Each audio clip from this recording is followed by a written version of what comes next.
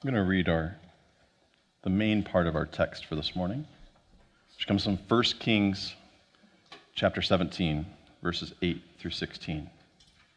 Then the word of the Lord came to him, to Elijah, saying, "Go now to Zarephath, which belongs to Sidon, and live there, for I have commanded a widow there to feed you."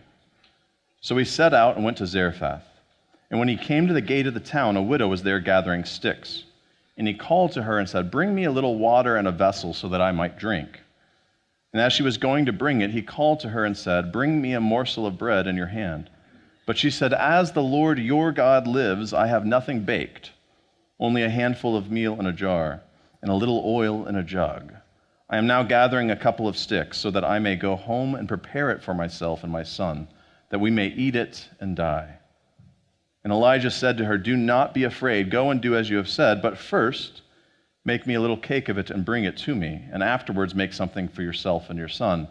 For thus says the Lord, the God of Israel, the jar of meal will not be emptied, and the jug of oil will not fail until the day that the Lord sends rain on the earth." So she went and did as Elijah said, so that she as well as he and her household ate for many days.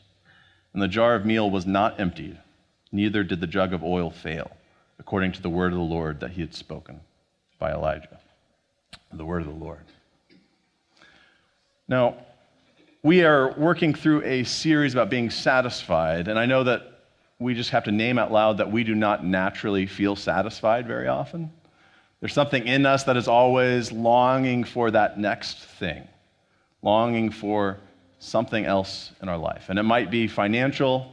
It's like, if I just got this much raise, this is what would make a difference, and I'd be set, if just that much. Maybe it's I need that thing, that new cell phone, the new car. Maybe it's, I really need like one more best friend, or I really need one more relationship, or whatever it is. We all long for something.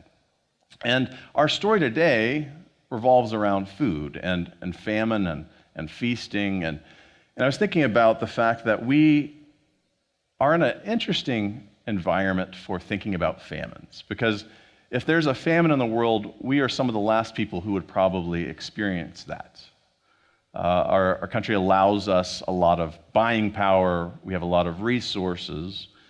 But yet, even within our context in which things come a little bit easier than it does to some other places in the world, we still know what it's like to feel a little bit of the crunch, because we kind of keep living through recessions that we keep having more fancy terms for what exact type of recessions, but we just made it through a global pandemic, and suddenly prices are not stable.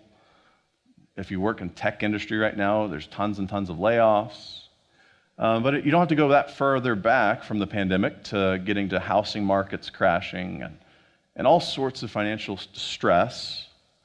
And for a lot of young people, they've kind of grown into an environment in which they've taken on tons of debt because society has said, here's what you need to get ahead and have the right kind of job that you want, and here's the burden that comes with that. And so we know a little bit of what it's like to be in the midst of a little bit of a famine, but not to the extent of the people in our story today.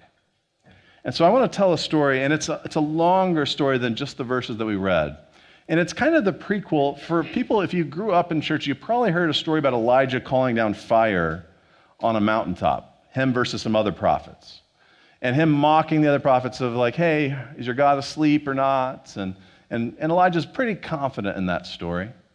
And he's throwing water over his sacrifice, saying, you should see what my God can do.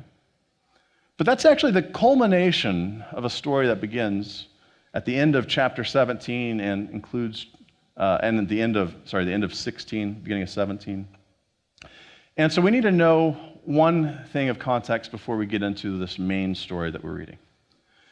Now, the book of 1 Kings has a lot of stories about here's the king of Israel, here's the king of Judah. Now, there's a specific king named at the end of chapter 16. It says that in the 38th year of King Asa of Judah, Ahab, son of Omri, began to reign over Israel. Ahab, son of Omri, reigned over Israel and Samaria for 22 years. Ahab, son of Omri, did evil in the sight of the Lord more than all who were before him.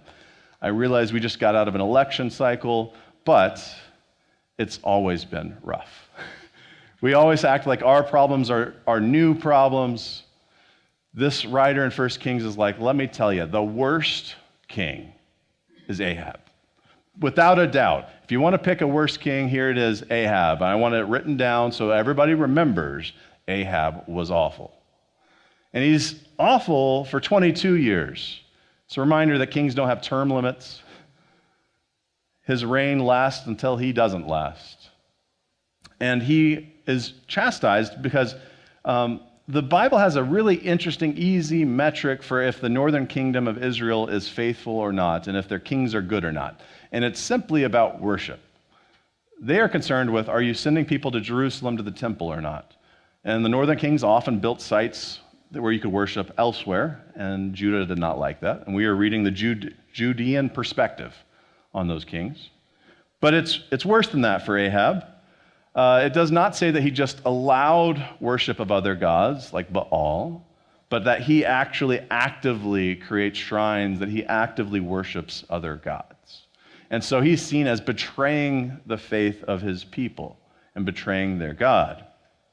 And so you might wonder, if you were alive in his era, of if this king is so bad, why does he get 22 years of being so bad? God, why is he this way? Why can't things be different? And so 1 Kings 17 begins with the introduction of Elijah, kind of the superhero prophet. Like, man, if you could be like Elijah.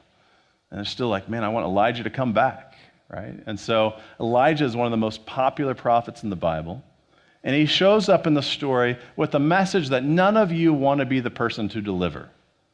He walks up to the king of Israel, the one with all power in that region, and says, guess what? Famine is coming. It's not going to rain again until I say so. And maybe Ahab laughs him off because he's not really on God's team. It's like, I know who controls the weather. I'm not listening to you, Elijah. And so Elijah has to do that challenging task. I don't know about you. I don't want to be the person to bring the bad news. And so Elijah's first prophetic activity is to show up and say, famine. And the interesting instructions God gives him after that is, go to the wilderness. The birds are going to feed you. And there's a lot of smart wisdom there, because if you don't flee, Ahab's going to come looking for you. You said that when the famine's over, you're going to say so. Well, I can't find Elijah. Where on earth did he go? And so he wanders off to the stream that's near the Jordan River, and God says, for the birds, they're going to take care of you. And so we have this story of Elijah sitting next to the river, and the birds keep bringing him food, and he's got this riverbed to drink water from. And he survives there for some time. But eventually, the river, as wadis do, it's called a wadi, that river dries up. There's no more water. And you're like, okay, I've got to find a new plan. And you know, if it's drying up for him, it's drying up other places too. And so God sends Elijah to Zarephath, to Sidon. He sends him to a foreign land, to the Phoenicians. And there's a little bit of irony in this story, a little bit like if you know the book of Ruth, you have a story where this family leaves Israel to go to a foreign land, to Moab, to find bread. And they were from Bethlehem, the house of bread is the literal translation of Bethlehem, and they have to flee to find food in another country. And so we're seeing a little bit of this punishment of Israel has been unfaithful, and Elijah must go to a foreign land to have a chance to get some food. And so Elijah shows up, and God says, hey, there's a widow who's going to take care of you and will feed you. And that's already weird instructions, because the Bible is almost most pronounced of who should we take care of as a people: widows and orphans. They're the ones who most need your protection, who most need your support. And Elijah is sent and said, hey, a widow is going to be the one who takes care of you. which sets us up for the unusualness of this story. A widow from a foreign land. And so Elijah goes, and he sees a widow gathering sticks. And this might seem just an everyday occurrence in this culture, or you're going to make a fire somewhere. All right, she's gathering sticks. But you don't know yet her full story of what she's planned for this day. And so Elijah says to her, "Can you bring me a little water in a vessel so that I might drink?" And it says as she was going to bring it, he's going to ask her for something else. But he says, "Hey, can I have some water?" And she's going to help him get this water. And we'll learn more of why that's already quite marvelous on her part with what's going on in her life. But at this time, if there's in the middle of a famine, water is a scarcity. It's not a given. And so he shows up parched, saying, "I need some water. Can you get me some water?" And she doesn't decline him. He's a foreigner to her. "You're not from here. We're rationing this stuff. You don't get any. Sorry. Who are you? Why are you talking to me?" But without any words in the text, she's going to go get him some water. And then Elijah has the gall to ask for more. Because it's like, okay, she's already helping you, but in the middle of her going to bring the water, he calls to her and says, "Hey, can you bring me a morsel of bread? You got a little bit of bread? I'm not asking for a lot of bread. Can I just have a little bit of bread? You got any food on you?" And so I don't know what this woman must be thinking of, like, where are these requests going to stop? Of like, okay, you've asked me for water. I haven't even got you the water yet. You're already asking me for some food. Who are you? And this is the moment that what she's carrying with her, yeah, she's grabbing some sticks, but the emotions and the problems that she's walking and carrying that load of, she's going to unload in this moment. And she says, "As the Lord your God lives, I have nothing baked, only a handful of meal in a jar and a little oil in a jug." She says, "Hey, I'm out of everything. I'm almost out. I've got nothing really left, just a tiny, tiny bit. Because what I'm doing right now, what you caught me in the middle of, was I'm gathering a couple of sticks so that I might go home and prepare it for myself and my son, that we may eat it and die." So she's saying, you caught me preparing my last meal. I don't even need a bunch of sticks. I'm not cooking a lot. I just need a couple of sticks, just a little bit of something. And I got a little bit of flour, a little tiny bit of oil. We're about to die. We just want to go have our final meal. Do you really want to disturb it? I can't give you anything. I don't even have enough to survive on. We're about to die. And I love that she calls out, "The Lord your God." She says, "As the Lord your God lives, I have very little left." Now, that's important because she's not from Israel. The Lord is not her God. It's the Lord your God. And when Elijah told Ahab there was going to be a famine, Elijah began with, "As the Lord, the God of Israel, lives, before whom I stand, there shall be neither dew nor rain these years except by my word." And so, "as the Lord your God lives," is powerful in this text because it is also a pronouncement of famine, and here, the results of that famine. As your God lives, I have very little, nothing left. And this is a reminder that famine is felt different. Not everybody experiences it the same. When famine comes for a kingdom, the king can keep increasing taxes and keep extracting as much as he can until there's nothing left. But what is the widow supposed to do? There's barely any water. There's barely any food. The widows, the orphans, those with the least are the ones who are going to experience this pain the most.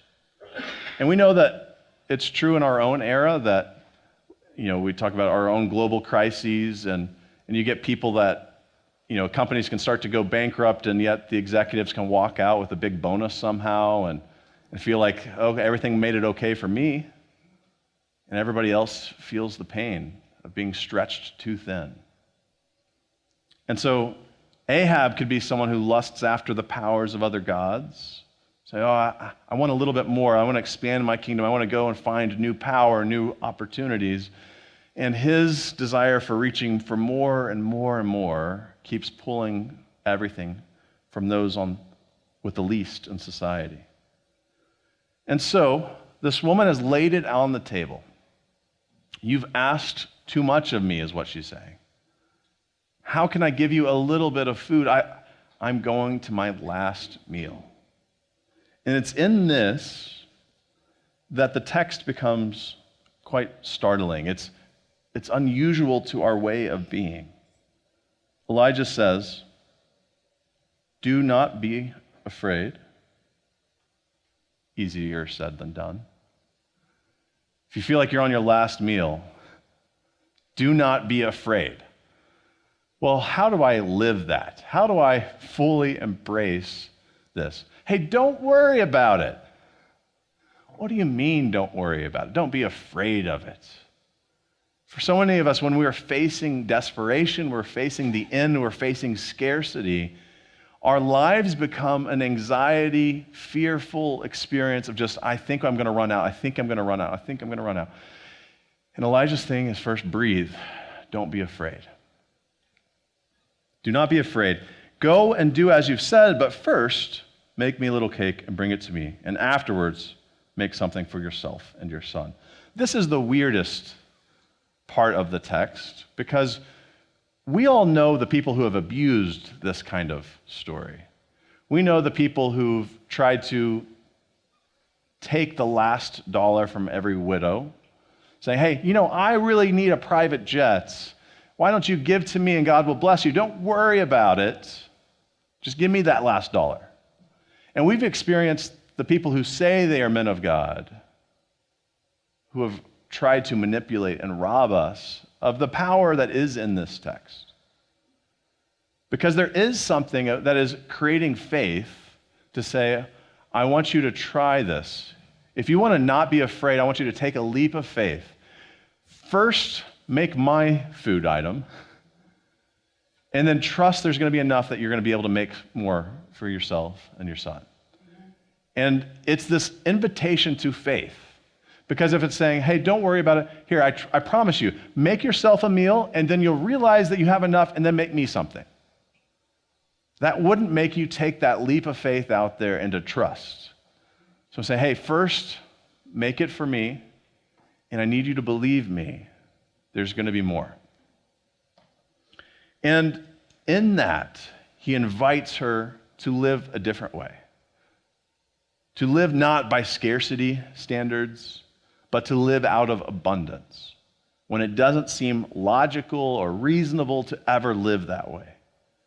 So first, don't be afraid. And then I love that he says, hey, you can still do as you wish here, but just trust me, before you get to that, try this. So yeah, you can go make that last meal, you can feel like you're going to go and die, but I just need you to try something for me. Don't be afraid. Make something for me first. And so he invites this woman into a different way of living. And he says, for thus says the Lord, the God of Israel, the jar of meal, the jar of flour will not be emptied, the jug of oil will not fail until the day the Lord sends rain on the earth.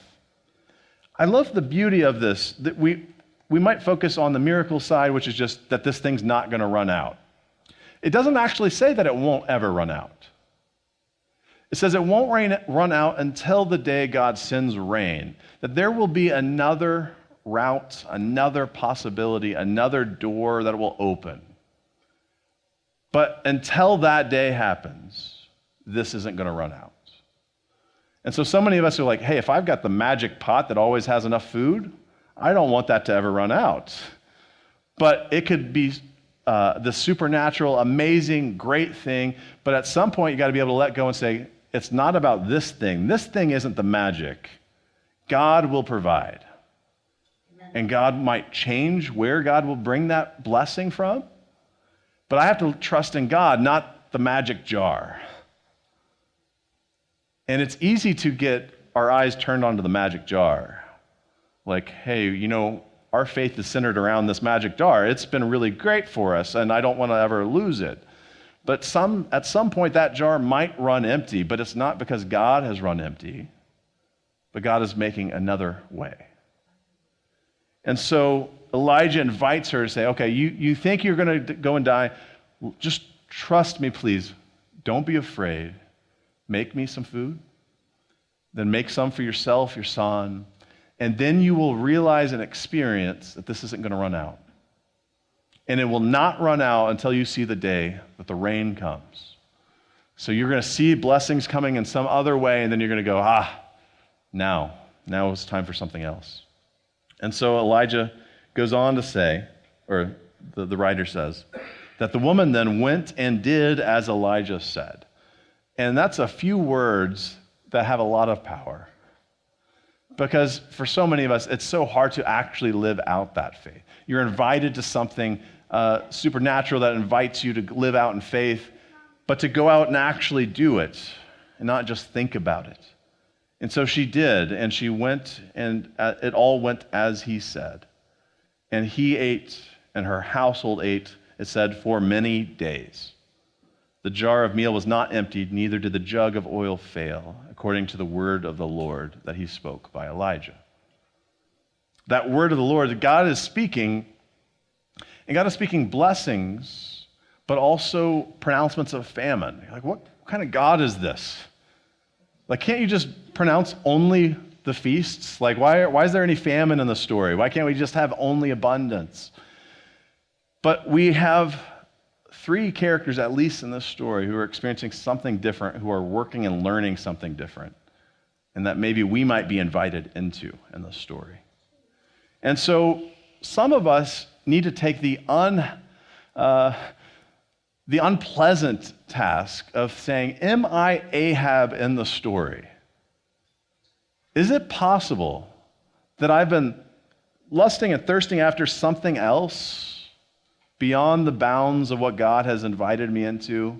God has brought certain blessings, but I keep wanting something that's just outside of my grasp. And I keep living my life thinking, if I can just acquire enough, if I can just reach out and get a little bit more.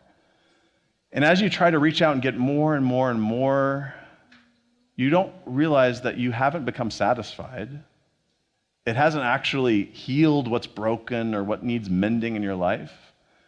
All it does is just end up leaving a pile of debris of people who are broken because you've been extracting everything and you've been harming people on your pursuit of more. And so we live in an era where it's not pleasant to have to think about, well, maybe I'm Ahab. It's easy for us to name the other Ahabs. If I asked you a top 5 list of the Ahabs of this world, I'm sure you could give me one. But what if I'm Ahab? What if I'm pushing God's blessings away because I've been trying to grasp it on my own too much? And I haven't been listening. I haven't been worshiping truly. And so some of us might need an Elijah in our lives to step up and say, hey, are you okay? Have you tried trusting God? Maybe don't be afraid today. Trust God. Stop this other pursuit. Maybe we've been thirsting for so much that we've been left empty in our lives. And so maybe that's where you're at. And this season might just be a time where you reflect and say, God, what do I need to let go of? What do I need to realize I don't need? What do I need to be open-handed with today? Maybe, though, your story is Elijah's story. Maybe you're trying to follow God faithfully, and you're like, God, this is not necessarily what I thought I signed up for. We heard Stephen talk earlier of, God, I didn't think that I was supposed to do this thing. I didn't think that God was inviting me into this. But think about you if you're like, okay, I'm going to try to live for God. What's the first mission that you get that's notable? Go tell people a famine's coming. God, give me a better mission, please. And maybe we grumble and say, God, I'm not doing that mission. Give me a better one. But what is it to say yes to whatever God might say? As the Lord your God lives and speaks, yes. Okay, I'll pronounce famine when I need to pronounce famine. I'll pronounce blessing when I need to pronounce blessing. But it's up to God. It's not my thing. Because there's that temptation, just like the magic pot of it keeps making food. Elijah can be tempted to be I'm the magic man of God, that it's me. I get to make the blessings or the curses. But apart from your own desires, what is it to say yes to God? To say whatever God has for you to say. And that road is not always easy. We don't know how long he's living there being fed by birds in the story. That doesn't sound super cushy and fun. And in his story, he has to go to a foreign land, and he ends up living at this house with this widow and her son for a while. And later in the story, he's going to, bring down fire, and he thinks, oh, I'm great. And he's going to look at all these other prophets who he then realizes, like, am I alone? And Elijah's going to go running across a desert and looking for God and say, God, I'm the last one left. Can I just die? And God was not done with him. God said, hey, actually, there's several thousand people in my land who you are not alone with. Go back. And I've got a person, Elisha, I've got another prophet that I'm bringing up. Go mentor him. You're not alone. And so maybe you might need to see yourself as Elijah in the story.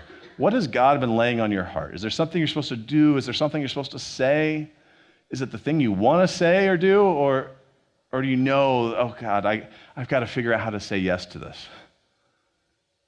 And so is there something that God is doing in your life that you need to accept? And knowing that success, how the world sees it, is not the same determination of whether you are rightfully following God.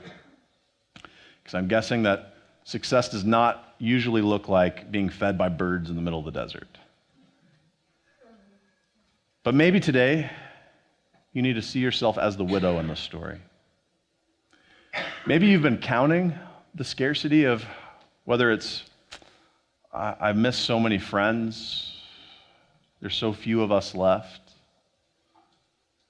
and you just feel like, I can't trust to try to make a new relationship. I can't go try to make new friends. I don't want to lose the ones that I have. Maybe I just can't open myself up.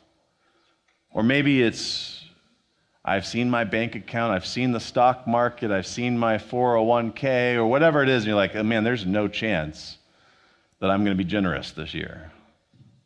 And so maybe Christmas looks a little bit different. Maybe birthdays look a little bit different. And so we are counting every cent and just think, there's just never going to be enough. But this story is a story in which generosity generates new life. This woman had enough to make her last meal. She can make her last meal and die and live out the plan that she thought was the one that was the day ahead of her. But what is it to say, okay, I know that things seem limited, but I'm not going to go out of this world holding on tightly to everything that I have. If I'm going out of this place, I'm going out with open hands, blessing other people around me. How many of us truly want to be the ones who leave behind the giant piles of stuff that your kids or grandkids have to decide what to do with at the end of our time? Right? To make the kids, the grandkids feel ashamed of, like, oh, man, if she or he knew I was about to throw this in the trash. That thing that's your prized thing. But what's the point of holding on to every little thing if we cannot just find an opportunity to just bless somebody else and say, you know what, I have this thing, but I think you could use this. I think you would appreciate it. I think you would love this. I'm gonna have open hands today. One of the things that I love in our community is that our invitation is not, hey, let's figure out how to be open-handed by, would you just feed me and then feed yourself? I love that we invite people to feed others. Say, hey, you want to come help us serve 100 guests? You can come by. We'd love to have you.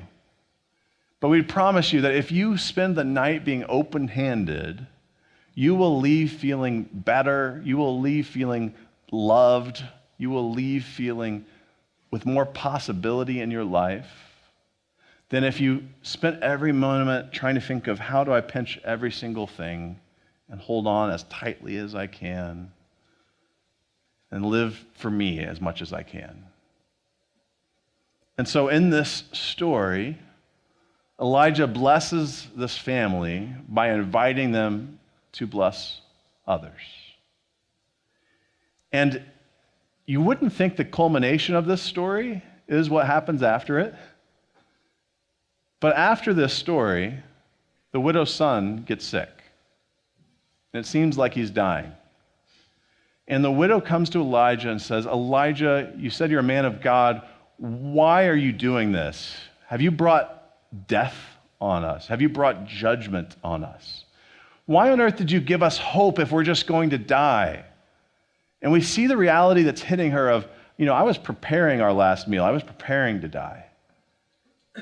But now that I've experienced what life looks like again, I can't lose this. How could this come now? And so Elijah goes up to his room, lays out there with him, and says, God, let your spirit enter into this boy. And he prays, and God heals the child. And so the Lord listened to the voice of Elijah. The life of the child came into him again, and he revived. Elijah took the child, brought him down from the upper chamber into the house, and gave him to his mother. And Elijah said, see, your son is alive. So the woman said to Elijah, now I know that you are a man of God, and that the word of the Lord in your mouth is truth. And wouldn't it be great to live abundantly, with open hands, with generous spirits, so that we lived with a little bit of risk of I'm willing to trust, I'm willing to have faith, and I'm going to waver for a moment and think, oh no, what happens when I start to see it fall away? But like the story with the pot's not going to run dry until the rain comes. Can you trust in God even when things don't look like they're working out? Even when sickness comes, even when injury happens, even when things seem like they're failing, do you trust that God will bring life where you don't expect it? And so my hope for us as a community is that we might be people who live with open hands to each other, to our neighbors, to our friends, to our family, our coworkers, to people in our lives, that we might live with that generosity of spirit. And so I want to say that, we talked about the people with all the jets and stuff. We hope that you live that way. And we know that one of the ways that we can do that is through being financially generous and saying, hey, we want to help support keeping the lights on. We want to keep the air running. We want to keep the ministries going. We want the hygiene product pantry to still have its home here. We want the cafe to still feed people here. But it's not about us. And so I want you to know that my hope for each of you is that you find ways to be generous in your life, and that doesn't have to mean here. We believe what God is doing is bringing life here, and we want to support it and hope it thrives. But don't let us be in the way of thinking, oh, they just want my stuff. If you can just find somewhere in life to be generous, you will find life in that. And we think we've experienced that, and we live that each week, and so you're invited to help make that happen. And we were so excited about how the cafe's fundraising month went, that people were so overly generous, and we are so grateful. But I do just hope that we might just say yes to being open-handed however God is calling us, wherever God is calling us. And so may we continue to find God's blessing, even when there's famines or feasts. May we be faithful. May we say yes to God and to his life. And so would you join me in prayer? God, I ask that you might speak to us today, that your word might be heard. Even if it's unpleasant words at first sound, Lord, that the words we need are your words. There are some times where we need to be turned back to you, We need to realize that we've moved the wrong direction from you. And let your correction come as a welcomed pronouncement in our lives. Lord, help us to feel your presence and help us to feel the presence of others who also call you Lord. May we not feel alone in our faith journey. Lord, I ask that you might help us to find your feast in this world, physically, spiritually, emotionally. May we be a people that get to celebrate and sing your praises because you bring your rain and your harvest. And Lord, for all those who feel on the mat, like that widow's son, we ask your Spirit, your breath to just enter us, renew us, revive us, and to set us on fire with your hope and your love. It's in your name, Jesus, that we pray. Amen.